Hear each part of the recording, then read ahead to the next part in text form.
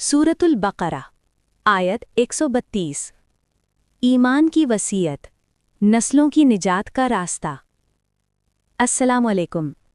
आज हम सूरतुल बकरा आयत 132 पर गौर करेंगे, एक आयत जो नस्लों की तकदीर लिखती है। ववस्सा बिहा इब्राहीम बनीहि व याक़ूबु या बनिय्या इन्नल्लाह अस्तफ़ा लकुमुद्दीन फला तमूतुन्न इल्ला व अंतुम मुस्लिमून। उर्दू तर्जुमा।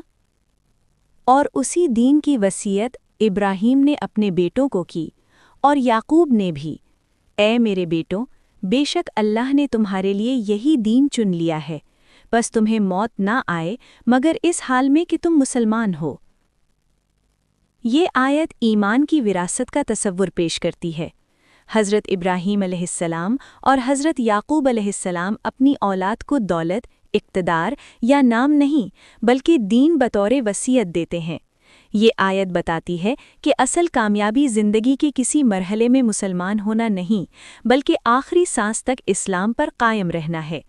यहाँ ईमान एक लम्हाती कैफियत नहीं बल्कि मुसलसल वाबस्तगी और शऊरी इंतखाब है।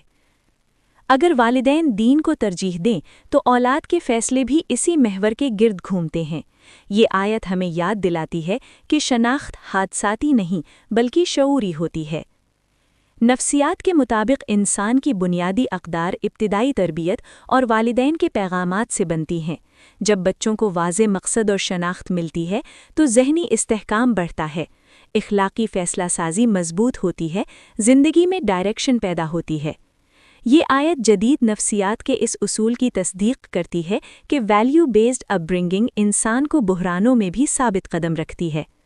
हज़रत इब्राहीम की वसीयत ये थी कि हालात बदल जाएं, ज़माने बदल जाएं, मगर दीन न बदले।